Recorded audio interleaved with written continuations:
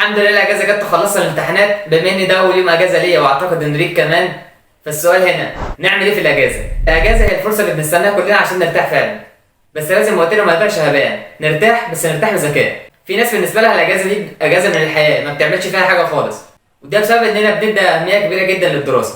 فلما الدراسه تمشي او ناخد منها اجازه ما بتبقاش حاجه نعملها. في ناس بتمشي على مبدا اللي هو انا في وقت الدراسه مش هعمل حاجه غير ان ادرس، ووقت الاجازه مش هعمل حاجه غير ان ارتاح.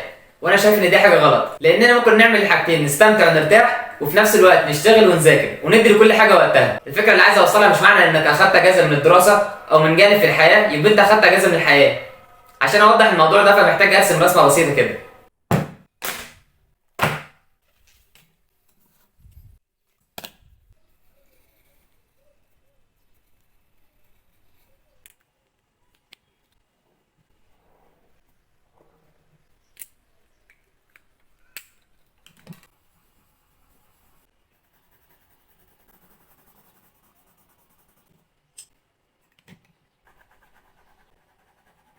الحياة بالنسبة لي بتتكون من 3 حاجات. في أول حاجة وأهم حاجة هو الدين، تاني حاجة الدراسة، وتالت حاجة هي المهارات. والمهارات دي عموما ممكن تكون رياضة، ممكن تكون تطور في اللغات، ممكن تكون تطور في مهارات معينة زي مثلا القراءة أو التصوير أو مونتاج أو أيا كان. فلما الجزء ده بيختفي من الحياة أو بيمشي لفترة مؤقتة، أنت بقى المفروض تركز على الأجزاء التانية اللي هي المهارات والدين. في ناس دايرتها كلها بتبقى زرقاء أو دايرتها كلها بتبقى حمراء أو بني. في أوقات زي الأجازة الجانب الأزرق ده بيكون صغير جدا، بتبقى الدايرة كلها تقريبا الأحمر والبني. فإحنا دلوقتي في الفترة دي الأزرق تقريبا مش موجود. الاتنين دول هم أكتر حاجة المفروض تشتغل عليها. امتى اقول على نفسي ان انا مجتهد جدا ومش بضيع وقت؟ هو ان انا اعمل ال3 حاجات دول في وقت واحد وانجح فيهم هما ال3. يعني مثلا في الدراسه اكون مهتم بالمهارات والدين، مش الدراسه بس، وان اتعلم وكده، وفي نفس الوقت تجيب امتياز في الدراسه، وفي نفس الوقت يكون معايا مهارات زي ان اتكلم انجليزي نوعا ما. دي حاجه دلوقتي مهمه جدا. اللي انا نفسي احققه في الحياه ان انا اكون مركز على ال3 نقط دول. الموضوع صعب جدا انك توفق ما بين ال3 حاجات دول، بس في ناس عملتها قبل كده، وبما ان في ناس عملتها قبل كده يبقى غالبا احنا كمان نقدر نعملها.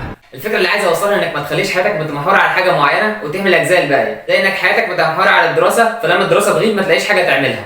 فحاول توفق ما بين ال3 وحاول تنجح في ال3. يعني حاول انك تكون في الدراسه وتعمل الحاجات التانيه دي متفوق كمان في الدراسه. دي هتكون اجمد بكتير انك بس كنت مهتم بالدراسه وما بتعملش حاجه تانيه ومتفوق فيها. ده طبيعي، بس اللي مش طبيعي انك تكون بتعمل الحاجات التانيه دول ومتفوق برضه فيها. في شويه حاجات ان شاء الله انا هعملها في فتره اجازتي، فلو مهتم تقدر تعملها انت كمان. وهي اول حاجه القراءه. ممكن تبدا بالكتب دي وبجد ان شاء الله هيفرقوا معاك جدا. هتقرا كتاب الاب الغني والاب الفقير، ده هيعلمك الفلوس بتشتغل ازاي. هتقرا كتاب اول 20 ساعه، ده بيعلمك ازاي تتعلم اي حاجه بسرعه. كتاب العادات ال7 للمراهقين الاكثر فعاليه، ده هيعلمك المبادئ الاساسيه للعادات. كتاب العادات الذريه ده هيطور مهاراتك وهيعلمك ازاي تكتسب مهارات جديده. كتاب ما ليس على المسلم جهل ده هيعرفك الحاجات اللي محتاج تتعلمها في امور الدين. تاني حاجه وهي الكورسات المجانيه. تقدر تاخد كورسات تزود بيها مهاراتك من على منصات زي منصه يوديمي، عليها كورسات مجانيه كتير، خش فيها كلها لحد ما تلاقي حاجه حاببها. تقدر تستخدم تطبيق المجاني تالك عشان تطور نفسك في اللغات، واهم حاجه طبعا الانجليزي. هتلاقي المواقع دي تحت في الديسكربشن.